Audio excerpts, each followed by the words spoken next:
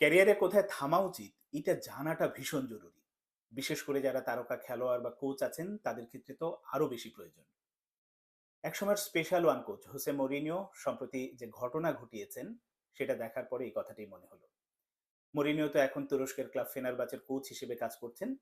এর আগে ইউরোপের প্রায় সব বড় দলেরই কোচ ছিলেন। তার অসংখ্য ভালো ভালো অর্জন আছে। কিন্তু এই যে ফেনারবাচের লাস্ট ম্যাচে যে কাণ্ডটি তিনি ঘটিয়েছেন, যে প্রতিপক্ষ কোচের ম্যাচ শেষে মুখ চেপে ধরেছেন, আঘাত করেছেন, যেটা নিয়ে লঙ্কা কাণ্ড হয়ে গেছে, রীতিমতো আলোচনা সমালোচনা এখনো চলছে। তো এই যে থামতে না জানা, হোসে মরিনিওর বয়স এখন ৬২ বা ৬৩ চলছে। তো আসলে তার এখানে থামা উচিত আমার কাছে মনে হয়েছে। কারণ এই তাকে ঘিরে বিতর্ক বলে, তার নানান রকম এরকম বিতর্কিত ঘটনা বলে ক্যারিয়ারের শুরু থেকেই আছে। কিন্তু এখন সেটা বাড়ছে। তুরস্কেই বোধহয় এ নিয়ে ৩য় বারের মতো বিতর্কে জড়ালেন। এবার শাস্তি কতটা হয় সেটাও দেখার বিষয়।